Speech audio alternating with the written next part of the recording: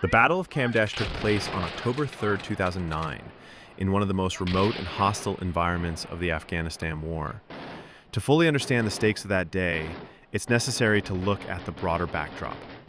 Since the US-led invasion in 2001, coalition forces had been engaged in a prolonged counterinsurgency against the Taliban and al-Qaeda, operating across vast and rugged terrain, especially in eastern Afghanistan. Nuristan province, where Kamdesh is located, was particularly challenging. Dense forests, steep mountains, and narrow valleys made it a stronghold for insurgents who knew the land intimately.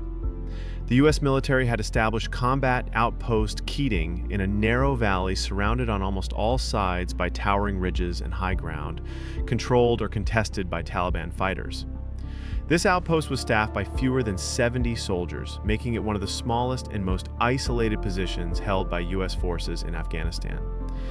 The location itself was strategically debated from the start. While it was meant to project power into the region and disrupt insurgent activity, its position made it vulnerable to attack and difficult to resupply. On the morning of October 3rd, an estimated 300 Taliban insurgents launched a massive coordinated assault on Outpost Keating. The attack began just before dawn under the cover of darkness, with militants using mortars, rockets, and small arms fire aimed at the outpost's defensive positions. From the surrounding high ground, insurgents advanced along several ridge lines converging on the base.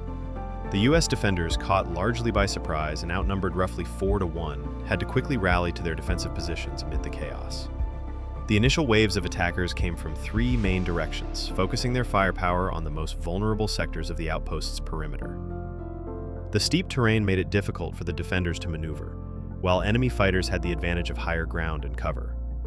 Communication was sporadic, and the soldiers relied heavily on well-drilled training, close coordination, and sheer determination to hold the line.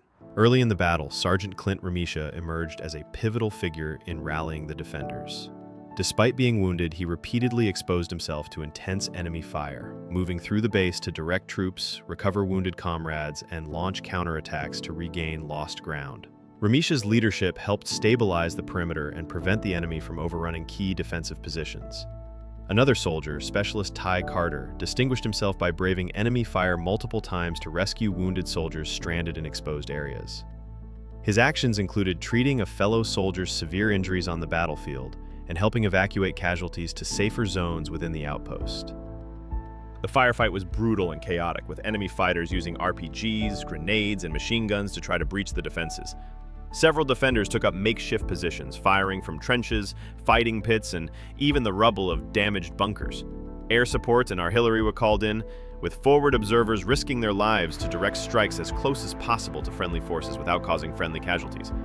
Despite the intense fighting, U.S. forces managed to repel the repeated Taliban attempts to storm the base. The battle lasted nearly 12 hours, with both sides suffering heavy casualties. In total, 8 American soldiers lost their lives, including men who fought to the last in positions that were overrun or nearly overrun. The defenders' tenacity inflicted heavy losses on the attacking force, estimated to be more than 30 insurgents killed during the engagement. One of the tragic losses was Specialist Justin Gallegos, a medic who was fatally wounded while tending to the injured during the height of the battle. His sacrifice exemplified the dangerous conditions medics faced, often having to operate under direct enemy fire. The intense fighting at Kamdesh underscored the challenges of holding such a remote and vulnerable outpost. The soldiers' courage was unquestioned, but the engagement raised difficult questions about the tactical wisdom of placing troops in an area surrounded by dominating terrain that the enemy control. After the battle, combat outpost Keating was deemed untenable and was subsequently abandoned, marking one of the rare instances where the U.S. military withdrew from a position due to overwhelming enemy pressure.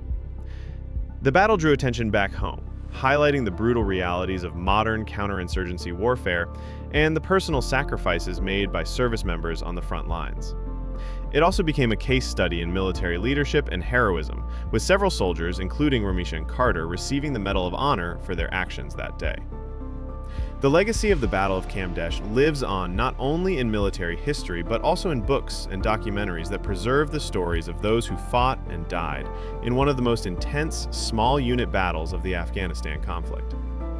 Their experiences offer insight into the complexities of fighting a determined insurgency in unforgiving terrain, where terrain, intelligence, and human courage all intersected in a deadly struggle.